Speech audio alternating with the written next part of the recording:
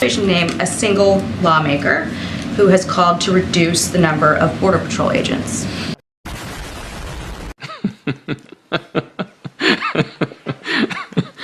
A single lawmaker that has called for I would argue, as I think Karine has talked about this. I mean, in the fact that they voted down proposed legislation that would, at the president's urging, increase the number. So just by dint of the sheer numbers and the votes, the House Republicans have said they don't favor increasing the number of border agents. And you heard Speaker Johnson down at the border yesterday that they're not interested in moving forward on the president's national security supplemental, which had $6 billion in there.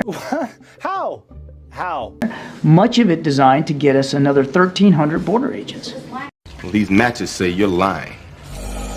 The 2,000 Border Patrol agents being eliminated, I think that's a reference to the House DHS appropriations bill, which was obviously not taken up by the Senate. They had a CR, but that very bill, I mean, Republicans say that it actually would have increased the number of Border Patrol agents because it was going to eliminate funds for climate change and clean energy programs. I mean, the White House even issued a statement at that time saying that those cuts to those programs would be, unpalatable to the president. But this is sort of the first time I've been hearing this claim about eliminating 2,000 Border Patrol agents and painting a picture like we're short 2,000 at the border when, in fact, that didn't happen. When the proposed legislation has additional border agents in it and House Republicans voted down, I'm not sure how else you want to take that.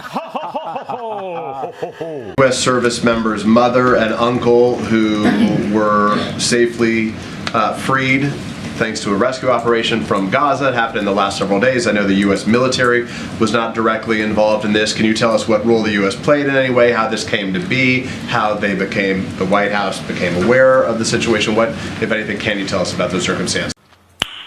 Nice. Peter, well, first of all, we're glad they're out. I'd couch this more as part and parcel of an ongoing effort that we have had working with Israeli counterparts and the Egyptians to allow for safe passage of Americans out of Gaza. I mean, this is part and parcel of that larger effort. You disgust me. How can you live with yourself? So this being related to a U.S. service member didn't make it any different than any other American you would be trying to get out? Because it's not clear. I think the uncle was a U.S. citizen. It's not clear that the mother was. I just didn't know if there was any unique circumstances here. No, certainly considered them for all intents and purposes. Of course, considered them Americans, and we're glad that they're out. There was no U.S. military involvement here. This wasn't some sort of special operation to get them out. Understood. Then if I could ask just one other separate question.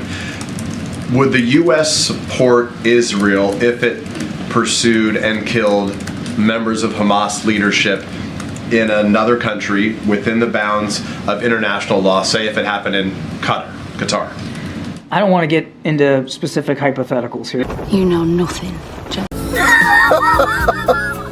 Those are great names. I'm out of here.